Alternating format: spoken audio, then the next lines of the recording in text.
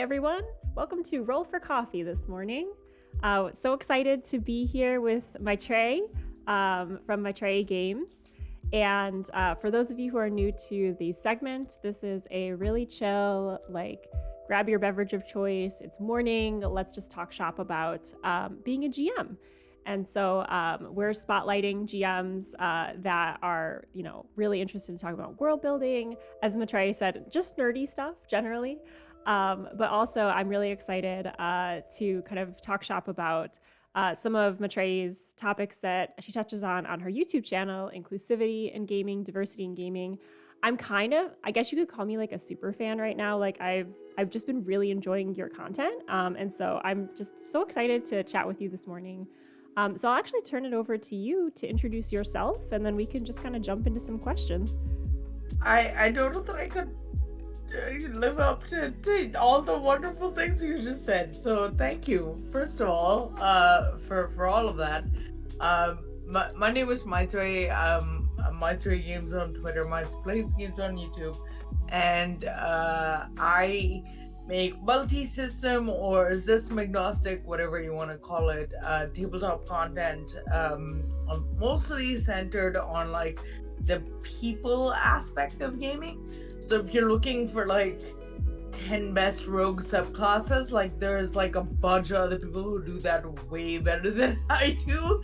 But if you're looking to like make your space like better for trans folk of color, or if you want to learn how to run, really strong horror games with appropriate safety rules in place, like maybe that kind of stuff, if that resonates with you, come and check my stuff out.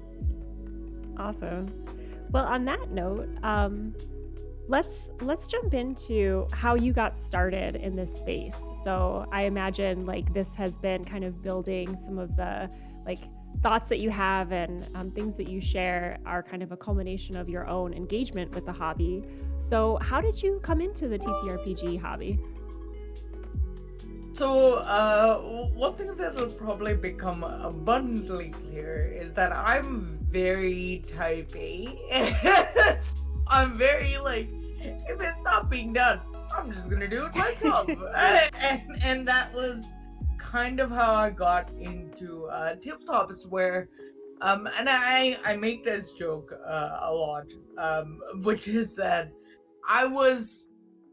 I basically got into watching Critical Role because my partner was like, hey, I think there's this new thing called Twitch, and a couple of years ago, and like there's a new thing called Twitch, and hey, listen, there's this show / D&D thing that I think, now I never ever played D&D or any tabletop stuff at that point, and he was like, well, I think you'd really like it because it's compelling and fun, and also like 8 really hot nerds. And I'm a huge fan of hot nerds, so so started watching Critical Role, and it was compelling and fun and hot nerds, and so I that kind of got me really into D&D, or gaming in general, and I started watching a lot of Matt Colville stuff as well. So between the joke that I make really is that Matt Mercer made it look easy and Matt Colville made it sound easy, and so I was like, well, I can totally do this. So I at the time I didn't know you could like go to local game stores and like look for groups there and stuff. Nobody tells you that when you're starting out in the hobby in your 30s, you know what I mean? Mm-hmm.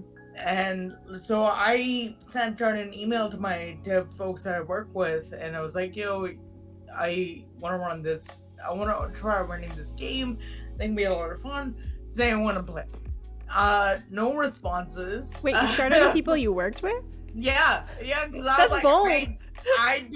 I don't know where else to go for like people to play with, and I was spending a lot of time at work, so I was like, well, I'm already going for drinks after work with these guys, like, you know what I mean? So it felt like an organic, like, fun thing to do at the time. Didn't even occur to me to like ask my friends.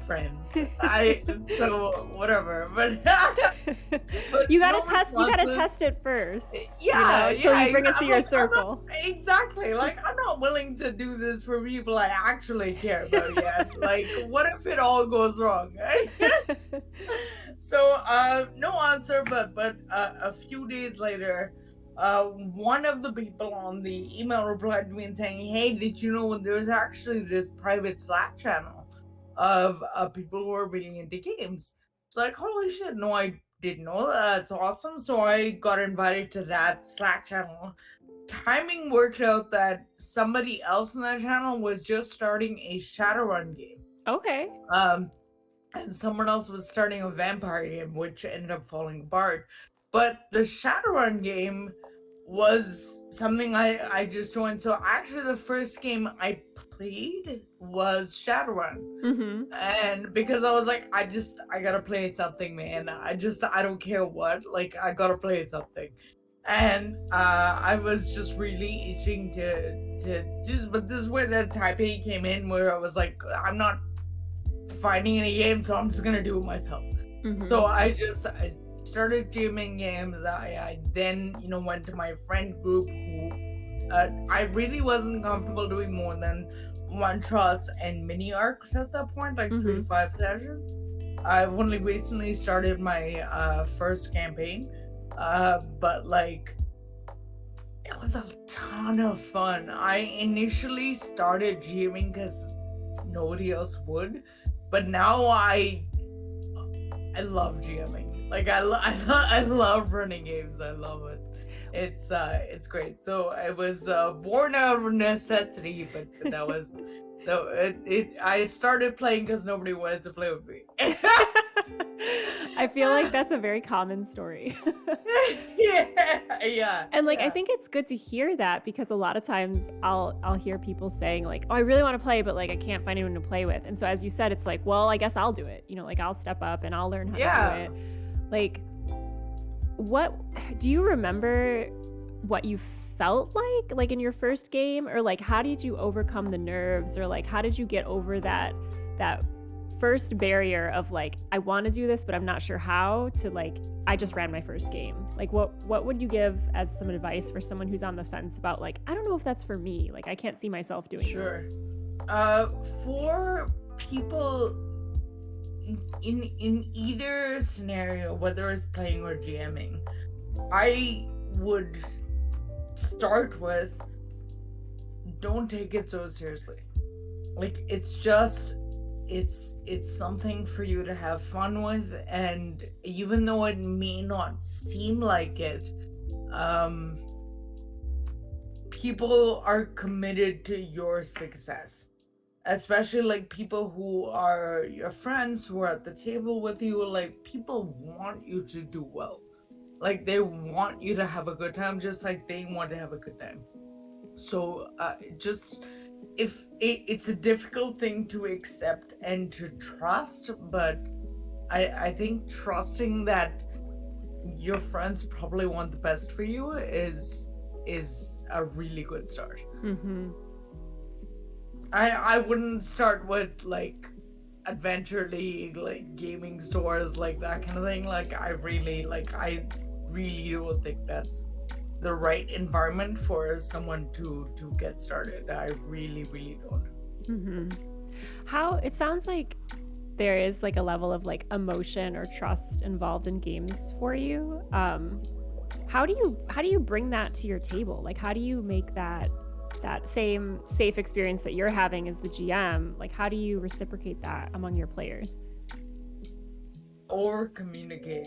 Yeah, I'm constantly having meta discussions with my players, and I think a lot of people are reticent to do that because they feel like that somehow takes away from the immersion of the game, and I fundamentally disagree with that. I don't think it takes away anything from the game to acknowledge that it's a game. um in fact, you may have seen this in my safety rules video, where I make the point, and I'll make it again here, which is that having those discussions, having tools in place, it's not about, oh shit, what do I have to censor? What do I have to remove? It's how hard can I go? Because I want to go hard.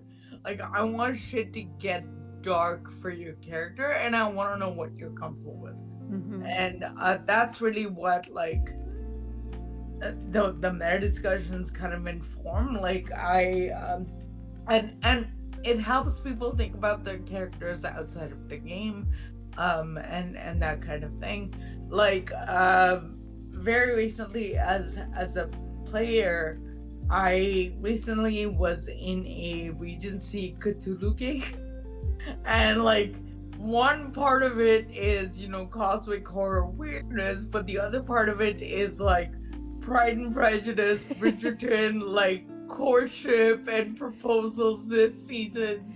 So there's this very like light romance, but romance for me involves a lot of like consent checks. So, you know, discussion with the person who was playing the other half of this like yearning between PC and sub-PC was, you know, like, hey, I don't know why, how but do you, a tale of two tentacles just popped into my head. it's so beautiful. It's just, it's very touching when you put it that way. So it's but those are the meta discussions. It's just, you know, hey, are you, in this game, would you be comfortable with your character exploring this, or you know, this is what's going to happen next time. As you know, as a GM, I'm gonna tell you, like, I told one of my players, like, listen, like, in the next couple of sessions, you're probably going to speak to a god. Think about, because and that's a big thing. Like, how would your character navigate that situation? Or it could be even really small, like this romance thing of like, oh, you're gonna dance twice in a row, scandalous, you know? And so, but either way, it's just about kind of seeing what comfort levels are. I hope that answered your question. It did. And I have a follow-up, because this is something I struggle with too, is I always want to communicate, and like I use lines and veils and X card, and you know, I think for those of you who aren't familiar with those terms, like there's so many videos on YouTube about those specifically, and Maitreyi has a great series on safety tools as well. But that being said, sometimes you really want to like telegraph what's coming, but not reveal, or like have a spoiler of like, you know, if your big bad is something really dark and like you're worried, like, you know, it's not explicitly in the lines and veils, like this specific type of like creepy monster thing that you're gonna see. Like, how do you create a safe space, but how do you keep some of the mystery of the game, or like some of the things you're building? That's a great question. I would say that it's for me, it's almost, the reveal is almost less important than the story landing the way I want it to land. So I don't mind giving up a little bit of the reveal to have a really impactful scene, but that's me. And if I could share an example, about a year or so ago, I was in a game of Night Witches, which is about Russian women during World War One. A really narrative game, really very much about, you know, sort of how you navigate being a woman in that area, being a woman in that area, being a soldier, effectively a pilot for the war effort, and that kind of thing. And a pretty intense emotional game. And there was a scene that was coming up where my character was having a strong amount of contention with a senior officer who was predatory in all ways, including sexual. And that inched up really close to one of my own lines, one of my own lines, pardon me. And the way that GM handled it was actually like a master class in consent checks and that kind of thing. First thing he did was to talk to me about it ahead of time and express his own concerns, which was that, hey, listen, like, just fundamentally, you're a much younger woman, I'm a much older man, and I'm really not comfortable with like the logistics of playing someone who is approaching you that way, because I would never do that like to a woman. So logistically, I'm having like concerns about the scene. The second thing is, we don't have to do the scene. We don't have to do the scene. We can just roll for like the outcome of it, because the reveal was really the outcome of the scene. Mm-hmm. And it's not going into the scene itself. It's finally, do you kind of give in to the predatory nature of this person, or do you not? Like, Mm-hmm. that is what the decision tree is and what the reveal comes from. And so lots of conversation before the thing, and we didn't talk about what the scene would actually entail. It was just like the tone of the scene, the environment of the scene, the logistics of the scene. And then when we got started, he was very clear about, listen, pull a plug whenever you want to. Mm-hmm. Like, if this is ever even inching up against your discomfort, please pull the plug. And I didn't feel the need to. And not because I'm like resilient and big and tough and strong or whatever, but just because like I genuinely felt like I could do something that intense in a safe space. Yeah. It felt safe to me, and I didn't feel shafted on the reveal. Mm-hmm. Instead I felt like I was given an opportunity for my character to be authentic without having to curtail my own enjoyment of the game. Mm-hmm. So I actually don't think reveals are as important as explaining what the environment and the tone of a scene is. I love that. And I love kind of too what you reminded me of is there's different levels of, I guess, specificity that we're seeing in a scene. Like, some Yes. things can be telegraphed, as you said, some things can be rolled for.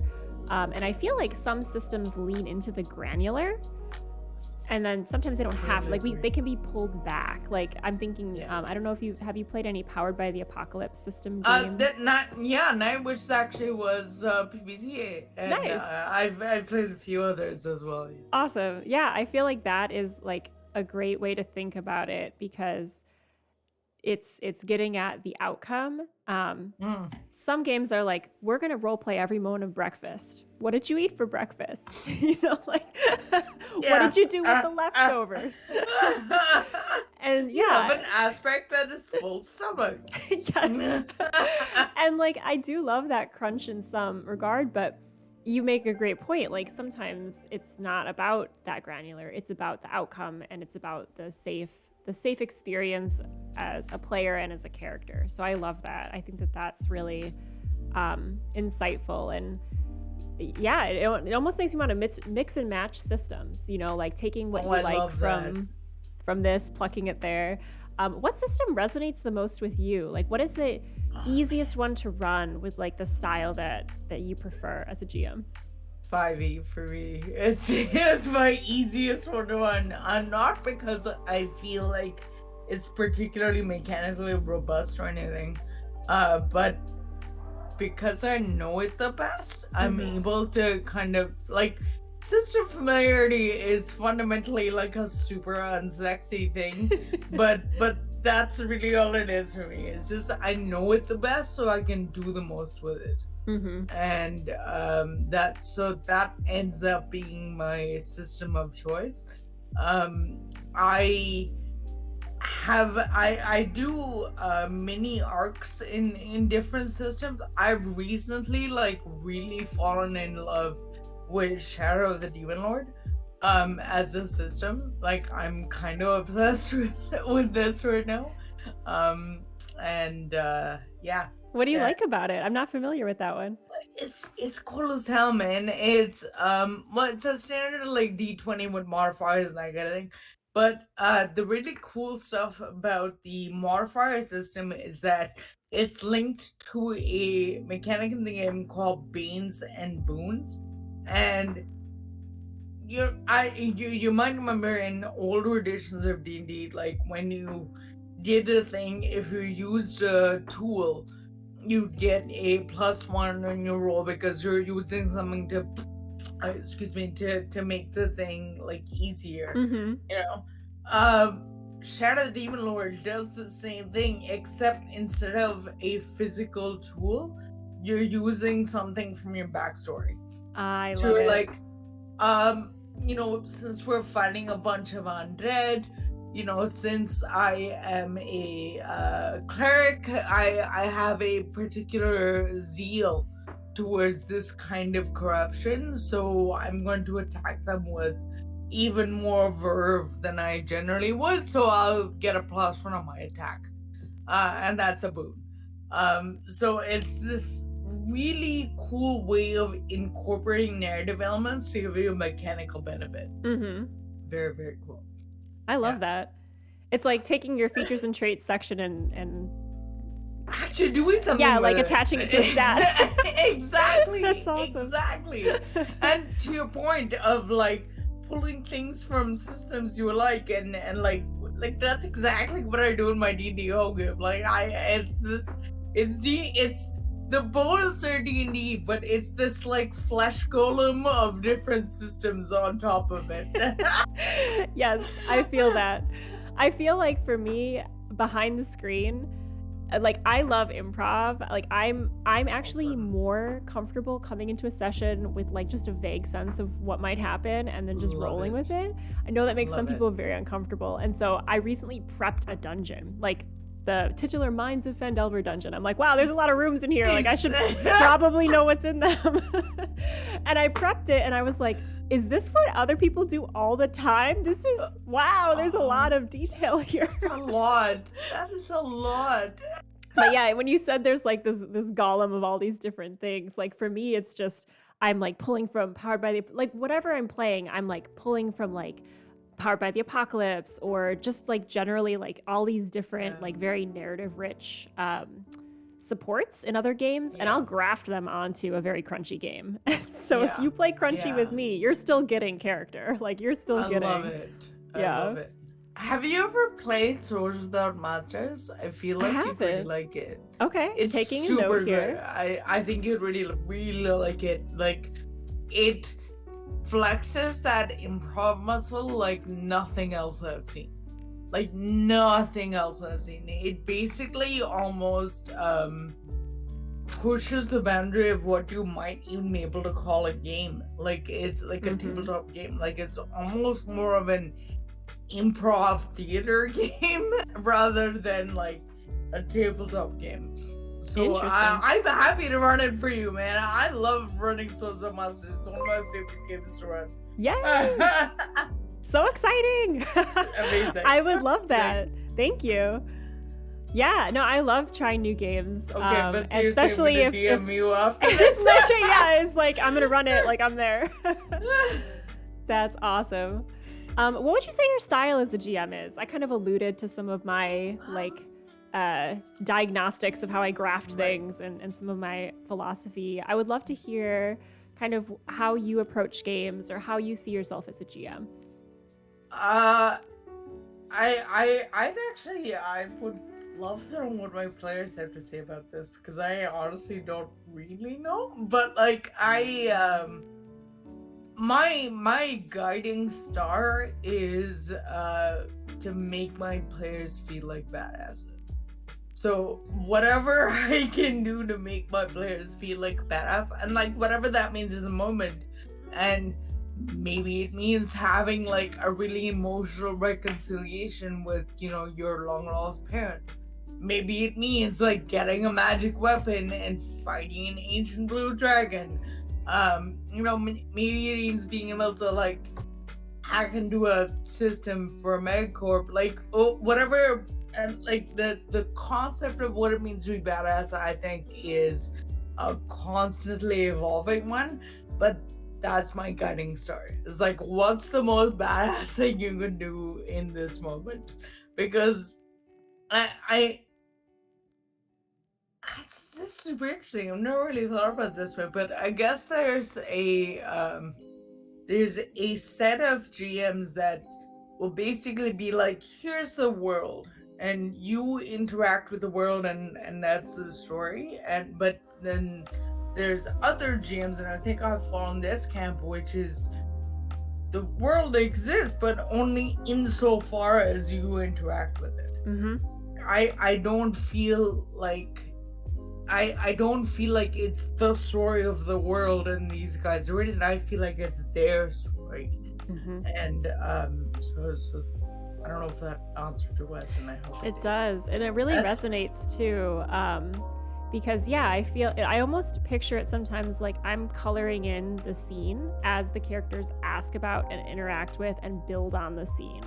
Oh, I love that. Yeah, I almost see it kind of like come into view as they're like, is there a door? It's like, yeah, there is. I didn't know that. There's a door right there. Like, but yeah, I think that is a great way to center both the characters and the players. And I hear you talking a lot about kind of not just the world you're building, but like the people at the table and kind of like the salient experience that they're having. What was like a really exciting win for you as a GM? What's like a really glowing moment that you feel like this was like a really great representation of what I brought that was received well, or like what we built together? Oh man, that's a great question. Again, I'd love to ask something. Like, what do you guys think? One thing that I am really proud of, my home world. I'm super proud of the homebrew setting that we use in our home game. It's based on Indian mythology and mythos, and history. So the mechanics are D&D 5e, which is typically sort of very traditional Western fantasy, that kind of thing. But as I said before, it's the system I know best and I can do the most with. And I've been able to kind of tie it into my own version of fantasy, which is to bring a lot of who I am culturally and racially to the table, which is super important to me. And I've never had a chance to do it before. And my players are all white, and it's been received beautifully well. And they engage with it in this really meaningful, incredible way. And it's really cool for me to see like my version of fuck, I'm getting like a little weepy even just like thinking about it. Like, it's so touching. But like my own version of like folklore and like my reskinning of like significant historical events that I learned about as a kid, and I've like put it into this world in a story in a gamified way. And to see my friends and my players engage with them in a way that's so meaningful, like, I'm completely spoiled. Like, nothing is better. There's like 30 more sessions before we end, but like part of me hopes we never end. Yeah. Oh, that's awesome. What can you give us a flavor of it? Like, what's something that like created and just you're really proud of it? Well, my most recent creation that I'm really proud of is this city in the world, which is the head, not the headquarters is the wrong word. What's the word? Capital city is the right word. For the Lockstar people, who are elephant-headed people, their leader, it's been alluded to throughout this campaign, but they're actually going to be meeting him for the first time. He's actually an avatar of the Lord Ganesha, who's the elephant-headed god in the Hindu pantheon, and in my game in the Vedic pantheon, which is like a direct analog to like a polytheistic pantheon and that kind of thing. So he is a direct analog. He's an avatar of that god.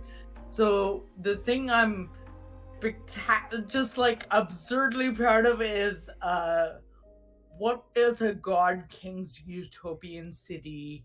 What is that like? Mm-hmm. And I was and I created the city. Is called Dwarka, which is like an important city in Hindu folktales. So again, like, stole the name. Like, my campaign is very Ship of Theseus, like everything is like all the individual parts are stolen and they like jammed together to form something vaguely unique. So yeah. The city itself is something I'm super proud of. So it's he's the kind of guy that the leader of the locked people, like, he sort of gives counsel to ancient gold dragons and like that kind of thing. Like, he's a god. And so creating a god city was like really fun and cool.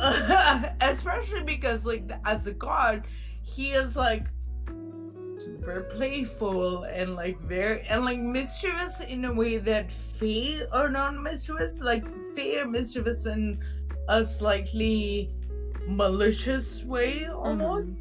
But he's not. His mischievousness is very childish, very like jovial and fun and that kind of thing. And so even like building his castle, which has like constant like color and water festivals, like in India we call it Holi. So the entrance has constant Holi celebrations. There's a fountain from which when the adventurers drink, they like get like completely cleaned and they get like some potion benefit. I don't know, there's all kinds of like cool little like flavor things, but the actual city itself is something I'm super proud of. That's awesome. Ah, I love it. Also, I feel like TTRPG as a hobby, like if copyright lawyers ever came into all of our homebrew games, they'd be like, did you just take this from every movie, TV show, book, comic you've ever read and smash it together? What are you talking about? I would never. No, don't look. Yeah, I love that. And that's what makes it great, right? Because it's like we don't need to reinvent the wheel. Like, there are so many great pieces of stories and like weaving them together in a way that you can interact with versus just like passively watch, I think is so fun. And your world sounds amazing. Thank you. I'm so proud of it. We do have a question from chat. I did want to flag, though, that my own goal of stopping at 10:35 for a break, we've already passed it. Oh, shit, we have. I know. This is what No.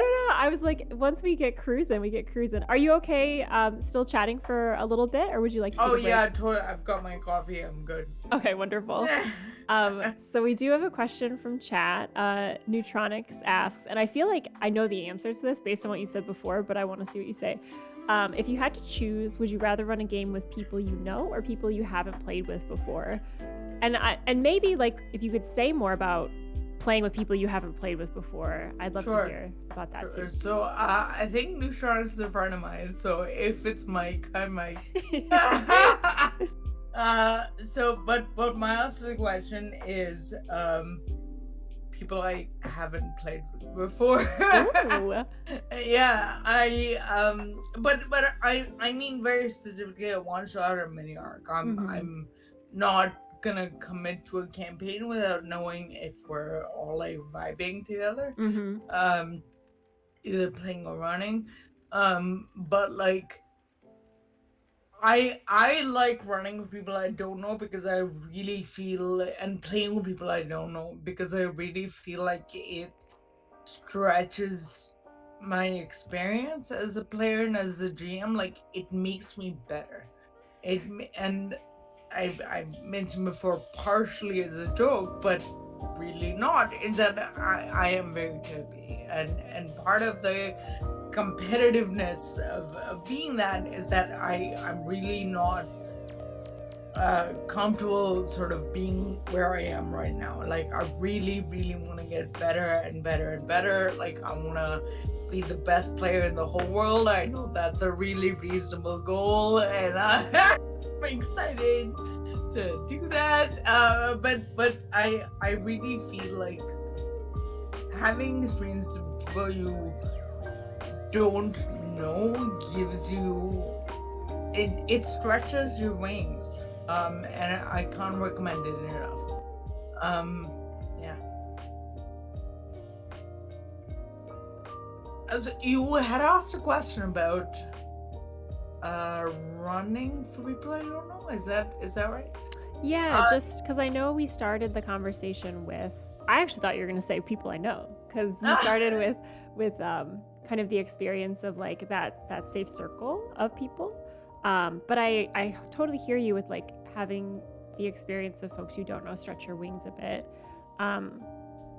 Does your advice change going between different groups? Like, not I guess part of it is kind of selfishly, like I want people that I haven't already played with to know that you're allowed to expect a higher caliber of gaming. Like, as elitist as that might sound, you're allowed to expect a safe space at the table. You're allowed to want to feel included. You're allowed to want to play an emotional game. You're allowed to want to play a more serious game. And when I'm running for people, I make sure that, like, you're allowed to want all these things from me.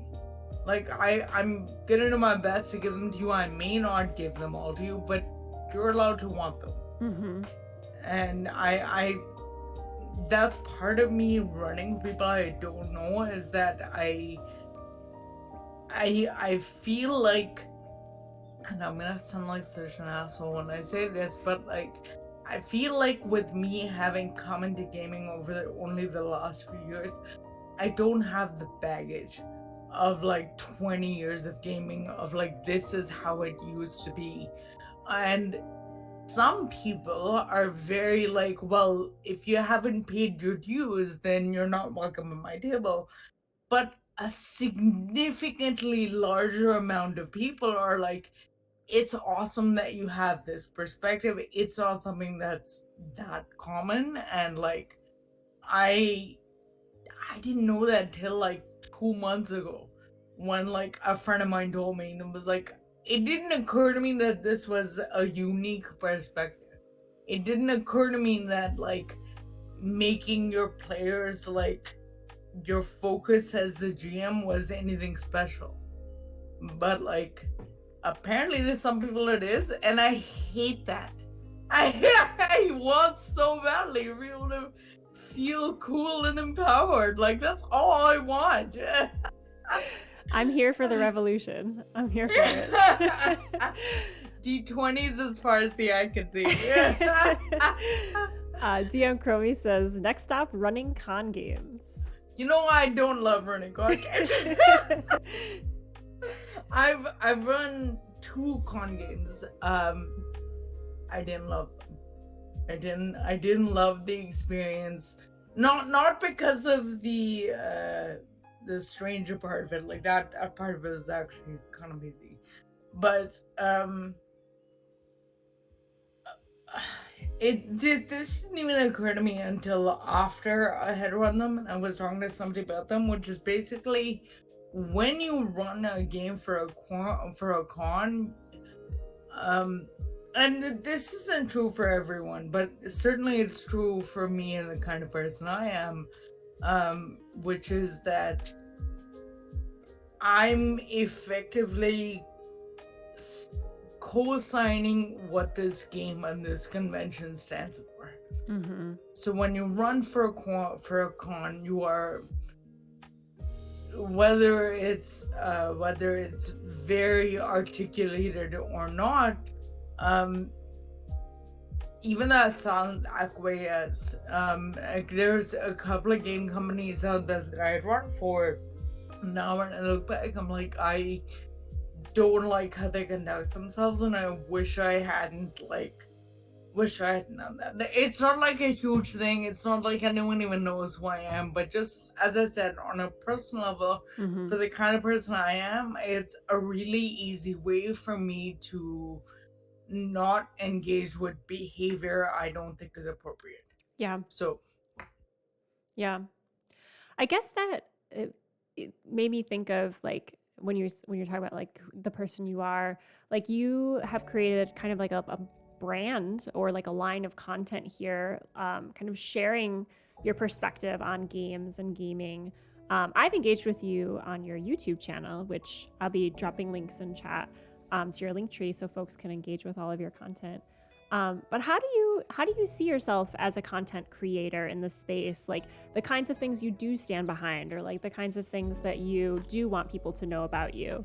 I will name drop your own phrase here, mindful gaming. Like how does that kind of play a role in some of the things that you advocate for in this space? we were just talking about this. Huh? So like before we got on this before we started recording, but what I was saying to Alison, and I'll reiterate, is that and I think she does the same thing, which is that it's super easy, and not easy, but it's, if you've made the commitment to platform other voices, you can do that. That's not a challenging thing to do, to engage with other content creators, to engage with people of color, to engage with women, to engage with trans folk, people with different gender expression and identities. Like, that's not, if you've made that decision, it's not challenging to find people with disabilities, well, whatever it is. Far more challenging for me has been understanding that I have a voice as well. It's it's not just about platforming other people, although you can take that away from my corpse one day, because I'll never stop doing it because I love doing it. But like, um knowing that you have something to say yourself has been a challenge for me. And part of the reason is that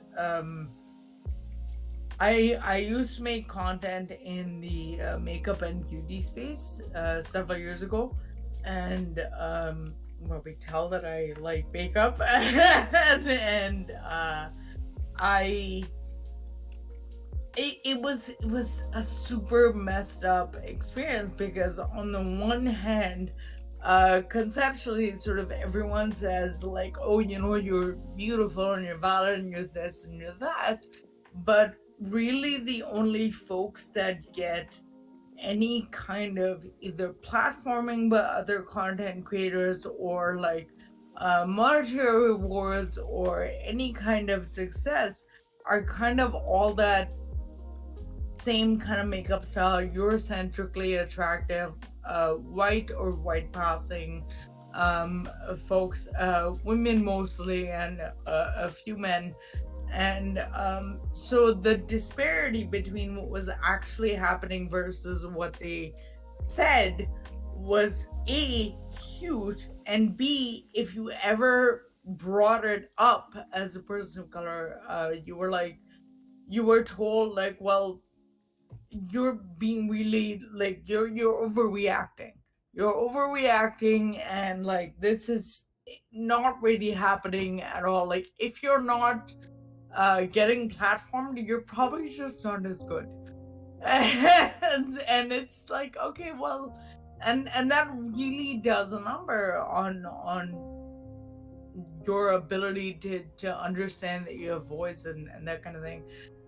So for me, for the tabletop space, like I the last 3 years, apart from the apart from stopping making on the beauty space, like I've had some amount of loss in my personal life that made me take a step back from doing anything online, from engaging with people, that kind of thing. It's really only over the last few months that I've kind of got back into it. And I've really had to separate the creation of my stuff from people consuming my stuff. Like, Mm-hmm. I make things, and if people watch them, if people listen to me, like, that's a separate, unrelated thing. So, to your question about mindful gaming, like, it's much easier to put it out there when you are not trying to convince anybody of anything. When you're just kind of sharing what you think and what you believe, that's way easier. If you're not in it to change hearts and minds, which is a privilege I recognize I have, it's a lot easier. Yeah. Well, I'm glad you're making content again. And I'm glad that I am the ancillary benefiter of said content. And yeah, that resonates. Cause yeah, that's a whole other layer to being a GM in an online space, is the content creation, promotion, like the whole machine that goes into that, is yet another layer of like the game and the hobby. For those that haven't engaged with your videos yet, which they should, again, dropping links. But what is mindful gaming? How would you define that, or how? Why is that an important concept for you?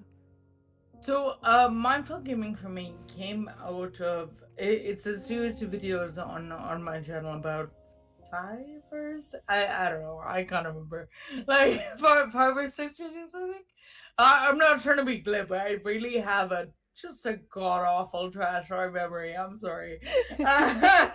But like it came out of Mental Health Awareness Month, which is the second week of October, I think. Like the 2nd to the 9th or something, which is Mental Health Awareness Week, pardon me. So to commemorate that, I decided to start a series that just kind of snowballed into, because I had only have 3 videos planned, and that turned into like 5 or 6. And all of my videos, most of my videos are quite heavily researched. So it kind of ballooned from what I was expecting. Again, not because I was trying to change hearts or minds, but just because I felt like there was so much more to say about it. But mindful gaming as a concept to me was just about being intentional about your feelings and knowing that you are not a servant to them. Like, you don't have to react to every feeling you have. You can have your feelings, you can examine them, you can understand if is it appropriate for you to be feeling, like, are you feeling defensive right now because of anything, and I'm using air quotes here, anything real, or are you feeling defensive because you created this thing and your players are not engaging with it in a way that you expected, but they are engaging with it in another way. And it's really, really difficult to do in the moment because it's so much easier to reach for that angry, irritated reaction. But like, if we're not all trying to get better, then like, what's the point of any of it? So mindful gaming for me is just about trying to be more intentional about how you show up at the table as a GM, as a player. And that's what that series is about. Just Awesome. intentionality. Just my favorite multi-syllable word these days. Awesome. I dropped the link in chat for all of you to check that out. Valjorian says, love that point. Mindfully delineating your creating and others consuming of content. DM Chromie asks, do you think it's more the people you've met or played with rather than being a new GM school of thought? Can't say I played in a game with older GMs who are about paying my dues in regard to the earlier comment about paying dues. I played with a lot of people who feel like I should pay my dues because frankly they don't really want to play with me. I've spoken to them in Discords, and that's been my engagement level with them. A little bit on Twitter, not so much. I'm really like very liberal with the mute block button on Twitter. Like, I don't care about your free speech. Like, I just don't. I'm sorry, but I haven't really played with a lot of those dudes. They don't really want to play with me, honestly. I've talked to them a lot, and a lot of it is just I'm using the expression paying your dues because that's what I've arrived at after like a bunch of reflection on it. But because that's what I feel like it's coming from, I would like to think it's not a personal malice because there's no reason for these people to dislike me individually. Unless they just don't like brown people or women, but like I'm more generous than that, and I would like to think it's more about the hobby. And if it's more about the hobby, then I get the sense that people don't feel like I should be talking about things because they don't feel like I've been in this space long enough to have enough worthwhile experiences.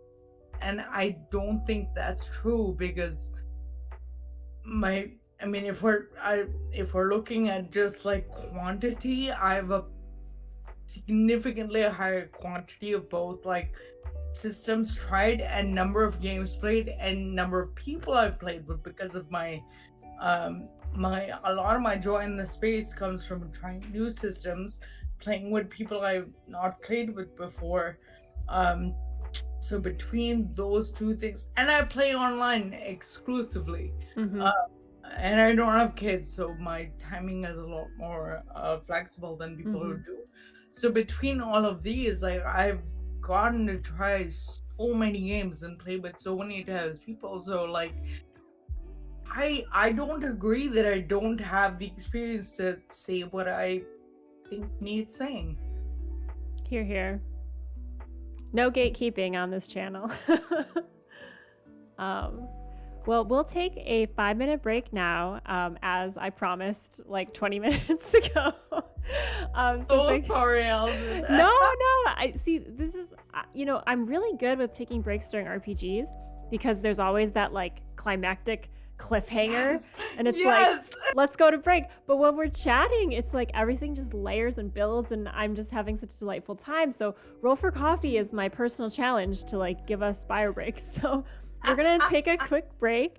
Cool. You all can as well. In the meantime, I will drop the link again to Maitreyi's games, all the Linktree content, YouTube, APs. So please check that out, and we'll be back. If you have questions for Maitreyi, please drop them in chat, and we can ask them of her when we come back from break. It can be questions about GMing, gaming, content, world building, tips and tricks. I don't know. Insert fun phrase here. Whatever burning question you have, Maitreyi will be here to answer. And yeah, let's take a break, refill our coffee, and we'll see you back here shortly.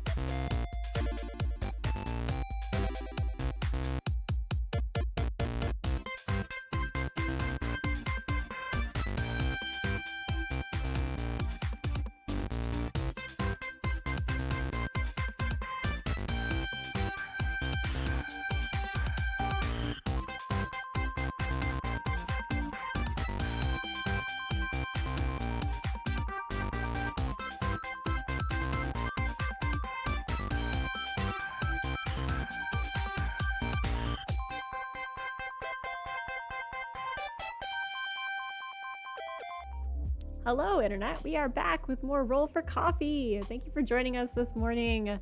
Sunday morning, warm beverages. I don't know if it's cold where you are, but it's certainly cold where I am in Chicago. Yep, Toronto, and yes. Thanks for joining us, everyone in chat. We are talking with Maitreyi of Maitreyi Games.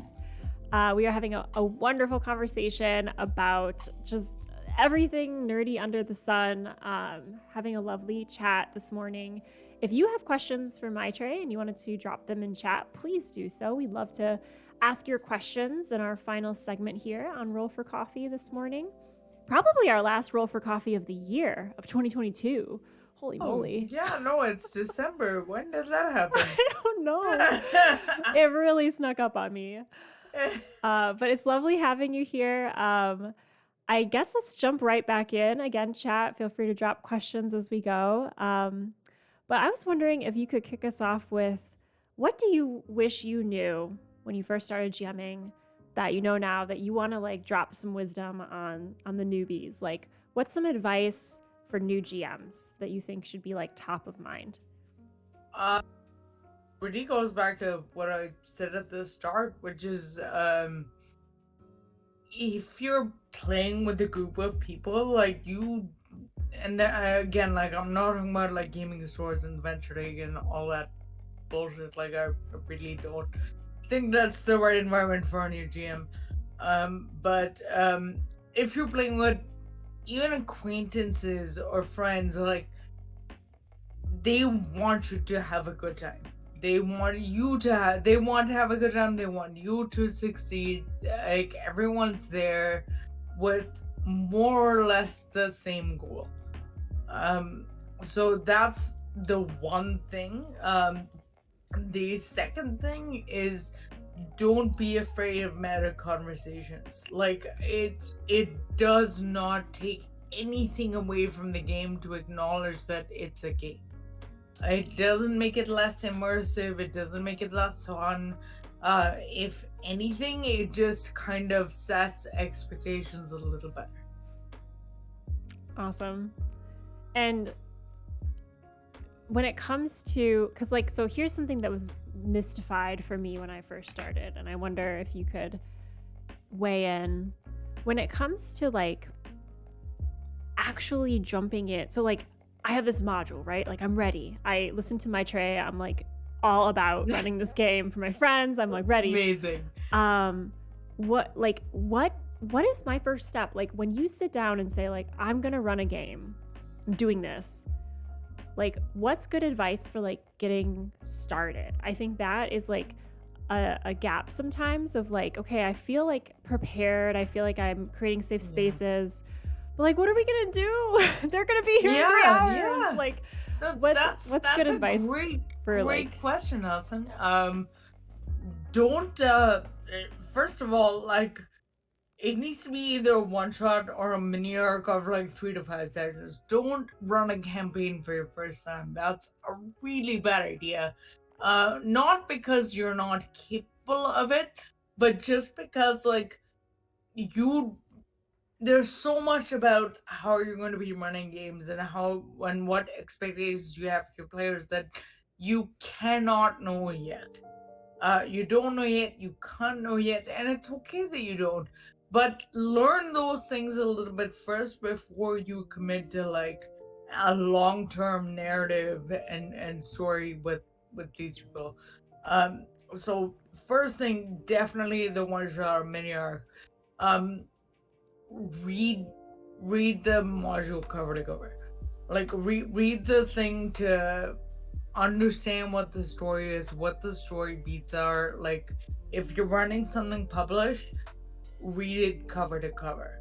And if it's a one shot or a mini arc, typically those are between 1 and 30 pages.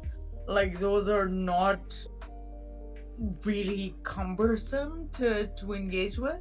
It should be like maybe a couple of nights that you spend reading. Like you probably don't have to do more than that, but I don't think you can ever be over prepared for your first time GMing, and that's really the biggest thing, is that do what you need to feel prepared.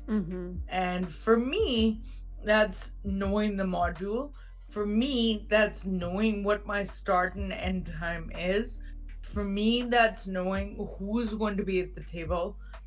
For you, it might be painting minis. For you, it might be having maps. Having like entire, like your full like stat blocks of your monsters and everything, and initiative order laid out, like it might be to whatever you need to feel prepared.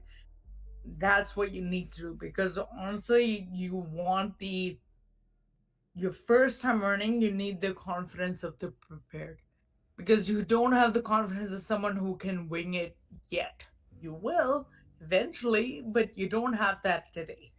I So I love get the that. confidence, right? I love that because it like simplifies, because there's so many like checklists out there, right? Like you need this, you need that, you need that. I love the way you put that. It's like you need exactly what you need to feel prepared. So figure out Yeah, what that is. Like make your yeah, own checklist, yeah, basically. yeah, yeah. Like I'm so theater of the mind. I'm so theater of the mind. Like I don't need minis. Yeah, same. And like you, I play online mostly. So I remember someone gave me a mini from my first game, and I'm like, what do I do with this? What is this? This is adorable, but I'll put it right here. Awesome. From chat, Mr. Samber Poet asks, how do you advise someone of Euro descent interested in adding Hindu deities to their game? Where is the line between appropriation and inspiration? That's a great question. I obviously don't speak for all brown people or Hindus. That's the first thing. I'm also not like really spiritual. Like I'm not a practitioner of the Hindu Veda. I'm what's referred to as a cultural Hindu, which is that um we celebrate all the festivals and eat all the foods and dance and sing, but we don't worship so much. That's my relationship to Hinduism. If you have somebody at your table that has a much closer relationship to Hinduism, um, I would say approach it with the same sensitivity as you would approach Catholicism and Christ figures. If you have someone with a really strong Christian faith at your table, it's the same. Um, if you are wanting to include Hindu pantheons into your world, um, the first question to ask yourself is why. And if the answer is not more than aesthetics, maybe skip it this time. Like if you have a deeper reason for wanting to include them, like you have people from a polytheistic culture, and it's going to be part of your narrative to kind of have some exploration or some knowledge exchange with them, um, that is a really good reason to include those deities and to include the pantheon. But if it's just that Kalima looks cool, like I'm not sure that's a great reason. And again, like I'm not a spokesperson for brown people or Hindus. This is just my perception. Um, if you have arrived at a point where you are including Hindu inspired deities and that kind of thing, look for how they are represented by other Hindu and Indian and I'm going to say Hindu because Hindus are all over the world, so not necessarily just Hindu. But look how they are represented by Hindu creators. There are several on Twitter. There's actually one that I really like. I'm sorry, I was just looking for a book over my shoulder, and it's right there. But there's an author named Devdutt Patnaik, and I will put his name in our chat, Allison, so that Awesome. you can add it if you want. But he is basically he's written two books that I feel are really meaningful. One is about the Mahabharata, and one's about the Ramayana, which are the two major Indian epics. And there's a lot of great there's a lot of great discussion about how deities and how ancient communities and that kind of thing are included in those stories. Like he does in a really accessible way, so I highly recommend that. But if you are going to include them, first ask yourself why. If the answer is more than aesthetics, then make sure that you're including them in a meaningful way, in a way that comes from the creator specifically. That's awesome advice. Actionable, I hope. Yeah. Yeah, no, I feel like it's really kind of rooted like in the why, which I think is a good rule of thumb for why you include anything, but especially things that are outside of your own culture in your game. Yeah. And I guess like branching off of that, like what thoughts do you have on inclusivity or inclusivity of other cultures or kind of other religions, or how does representation make its way to your table, and what kinds of ground rules or like thoughts do you have when you're thinking about representation in your games? I think a lot of people shy away from the ideas of diversity and inclusivity, even though like philosophically they want to engage with those things, because they just seem too big. They seem too big and almost insurmountable, and there is a fear of getting it wrong.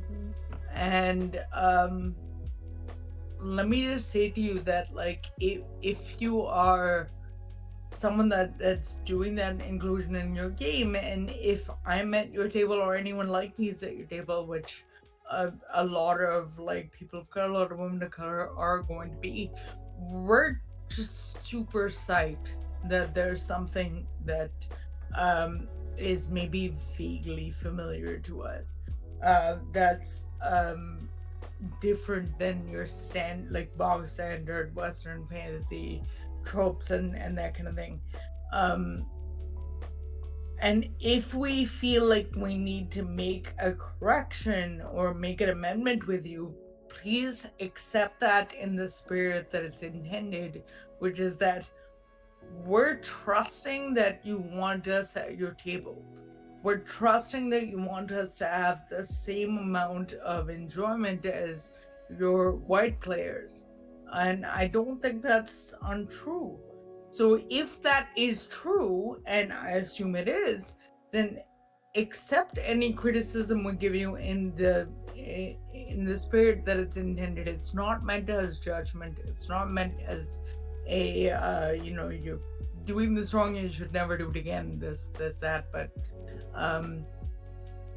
I love when people try to do more with inclusion, and it's okay if you make small missteps on your path to something great.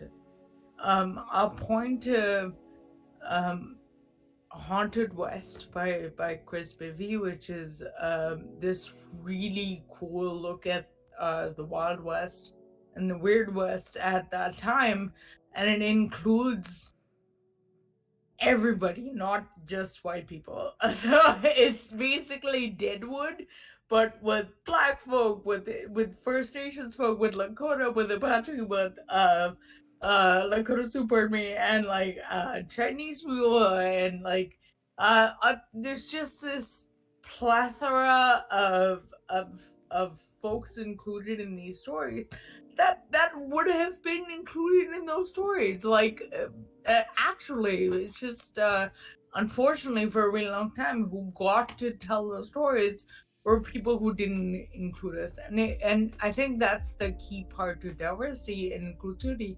It's not people who are not you; it's you and that's, I think, the most important part. It's not other people; it's you and other people. So it's I really hope that people understand that it's two, not or.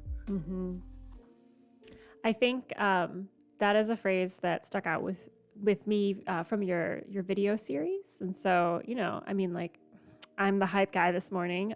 Check out Maitrey's videos for more on that, because I think you've said it beautifully here this morning, and you say it beautifully in your videos as well. I think they're great resources for any GMs looking for kind of insight and a space to examine inclusivity at their tables. Someone mentioned Cody and Crow. Sorry, I just want to shout out chat. Yes, Cody and Crow is awesome. Yes. I have yet to engage with that, but I've seen APs of it, and it looks incredible. So cool. So TD's idea machine says, mixing the idea of saints that cover all sorts of, oh, hang on, there's like a thing over your, okay, Twitch is covering up some of your words, but cover all sorts of something, and mixing origin spirits like Crow and Cody from native North American indigenous culture. So a spirit that is quintessential Raven is out there in the game world, or any character, race, or species taps into more than one of my personal backgrounds. That's awesome. Thank you, TD. I love that. Let's see, going up here. So I think we have another question related to DMs that play. Mr. Soundbear asks, as a forever DM, how can I, as a forever DM, act right in a game in which I'm playing? I wonder if you could say more about what you mean by right, Mr. Soundbear. And let's see. It looks like Celestial has a comment. If you'd like to share your question, Celestial, we'd love to hear it. To answer the first question about like forever DM and what what showing up right means at a table, it looks like an addendum here: be properly supportive. Is the question. yeah.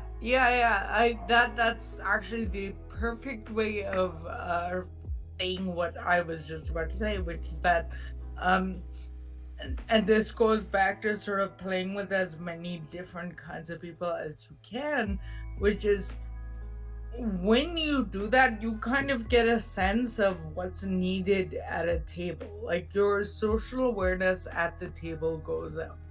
So that could be that, and being an amazing player varies from table to table. But in every case, the consistent through line is engaging the other players at the table. What that means from table to table varies. I think like at some tables it could be that, listen, everybody here is really active, our peers really act like they all have these big personalities. So what's needed for the GM is to kind of balance that out. So you might find that you're able to do more paradoxically by being a little bit more quiet at that table. Whereas in another table, if you have a group of new players, for example, who don't really know how to engage with the story, your role there might be drawing them into story elements and say, hey, listen, so what do you think we should do? And engaging with other people that way. So what it means to be a good player varies from table to table, but I don't think you can have that knowledge unless you have either played at a bunch of tables, so you have the social awareness that comes from that, or you said being a forever GM, you know what you need from your players. Like you already have that insight. You don't need new knowledge. Like you're probably already kind of a great player. Like you don't have to make any sweeping changes to what you're doing. You just have to be a little bit more intentional and mindful, probably. I love that. I feel like switching from GM to player chair, I can't ever turn off the GM brain, but I like mitigate it. Like I'm like I still see. It's like like when you see in the Matrix, everyone turns to code. Like I can still see the code of the game. Yes. But I'm just like, all right, we're only focusing on this one thing today. That's awesome. I love that. Celestial in chat says, can't speak well on the DEI front besides avoid engaging in closed practices. But if you can find a respectful way to include a deity in your game, it's an amazing way to show your players that they're leveling up and that they're becoming big deals, TM, in their world. Love that. Yes, absolutely. Awesome. Well, I think we're almost at time here. And although I am loath to end our conversation because this has been such a delight, I do want to be respectful of everyone's time. And, you know, if it's time for coffee refills, like we feel that too. So I will drop again the link for Maitreyi's games here in chat. Please do check it out. It's a full link tree. Maitreyi, if you'd like to kind of outro us with like what people can expect to find when they engage with your content, like what are some things you'd like to promo or projects that you want to call attention to? Yeah, thank you. First of all, thank you so much for having me on here. This was just so great, so thank you. Of course. Firstly, I make stuff on YouTube that's system agnostic or multi-system. It really focuses on the people side of gaming. So if you want to sort of see about, you know, being more diverse, more inclusive in your games, check my stuff out. If you're interested in how to be sort of more intentional as a GM, as a player, you know, you can check my stuff out. Hopefully you'll find something valuable and useful there. I also have a playlist of past actual plays and current actual plays that I'm on. So if you're, and I play a ton of different systems. Like recently, I think what I added on there was Rage Seek 2 and Tales from the Loop. I was mentioning that I am recently obsessed with Shadow of the Demon Lord. I am also recently obsessed with Free League, and I'm trying to get into as many Free League games as I can right now. So if folks like actual plays, there's a ton of different systems in that playlist for you to check out. That's awesome. And hopefully another actual play added to the belt here, if we can get you back on the channel for maybe Swords Without Masters or really anything you'd like to play. We'd love to have you back. Swords Without Masters would be so good. That would be amazing. Awesome. Well, thank you all so much for joining us this morning. Thank you so much, Maitreyi, for joining us. This has been an absolute pleasure, and hopefully just, you know, one of the first points of engagement we can have together. Always up for a good collab with amazing folks in the space. So thank you for taking the time. And I think we'll raid out. I see the Hype Goblin is still playing, so I think we'll go give them some love. So stick around for the raid, everyone. But yeah, have a great Sunday and take good care, everyone.